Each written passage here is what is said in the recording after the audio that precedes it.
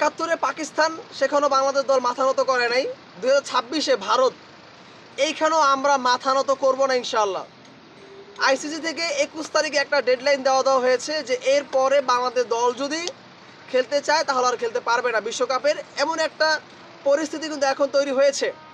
বাংলাদেশ দলের আইসিসির যেই প্রস্তাব, সেটা কিন্তু বাংলাদেশ দল বারবারই কিন্তু নাকচ করে দিয়েছে যে ভারতে আমরা যাচ্ছি না।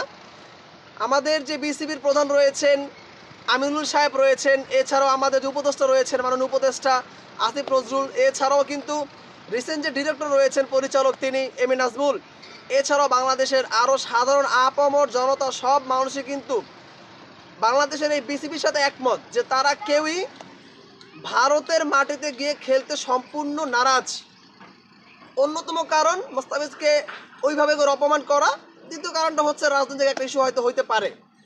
সো এতগুলো মানুষ যেখানে বারংবার বলেছে ভারত যাব না যাব না যাব না, সেই জায়গায় আসলে আইসিসির দল এসেছিল বাংলাদেশ দলকে বোঝানোর জন্য, হাতে পায়ে রিকোয়েস্ট করেছে, হয়তো বা আমরা হয়তো দেখি নাই।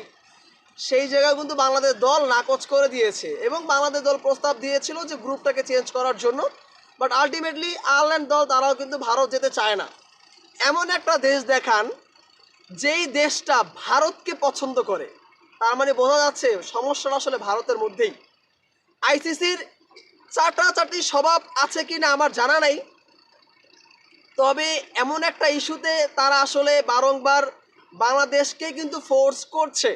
আমি আগবারও বলছি যে 71-এ পাকিস্তানের সাথে কিন্তু বাংলাদেশের মানুষজন তারা কিন্তু মাথা নত করে নাই, যুদ্ধ করেই দেশটাকে স্বাধীন করেছে। 2026-এ ভারতের সাথে বাংলাদেশ দল মাথা নত করবে না। আত্মসম্মানের একটা বিষয় কিন্তু রয়েছে। হ্যাঁ, এই টি-20 বিশ্বকাপটা যদি বাংলাদেশ দল না খেলে কিছু সমস্যা হবে। কেমন? র্যাঙ্কিংয়ের হেরফের হতে পারে, বাংলাদেশ দলের প্লেয়ারদের র্যাঙ্কিং কমে যেতে পারে, আইসিসি থেকে যেই একটা সম্মানই তারা পেত হয়তো সেটা পাবে না, প্লেয়াররা যে ম্যাচ খেলতো ম্যাচের যে ফি, সেই ফিটা তারা পাবে না। এছাড়া অন্য কোনো সমস্যা আসলে বাংলাদেশ দলের আপাতত নেই। তবে যদি বাংলাদেশ দল খেলতে যায় তাহলে জয়টা কিন্তু ভারতের তথা আইসিসিরই হচ্ছে।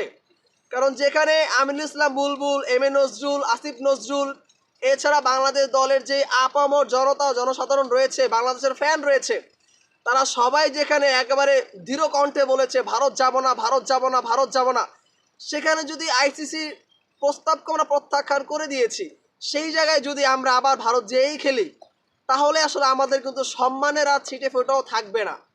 সো 21 তারিখ হোক আর যেই তারিখই হোক, আইসিসি স্পষ্ট আমার কাছে মনে হয় তারাও জানে বাংলাদেশ দল এবারে টি-20 বিশ্বকাপটা খেলতে কোনোভাবেই ভারত যাচ্ছে না। এইটা আমাদের সম্মানের বিষয়, আত্মসম্মানের বিষয় ভাই। আত্মসম্মান টাকা দিয়ে কিন্তু কেনা যাবে না। আপনি একটা ওয়ার্ল্ড কাপ না খেললে আপনার খুব একটা আসে যাবে না। বাংলাদেশ দল ওয়ার্ল্ড কাপ খেলা শুরু করেছে কবে থেকে খাতা কলম নিয়ে দেখেন। এর আগেও তো ওয়ার্ল্ড কাপ হয়েছে, সেখানে কি বাংলাদেশ দলের তেমন কিছু হয়েছে? বাংলাদেশ দল ফুটবল ওয়ার্ল্ড কাপ কিন্তু খেলছে না, সেই সুযোগটা তারা এখনও তৈরি করতে পারে নাই। বাংলাদেশ দলের কোনো সমস্যা হচ্ছে না।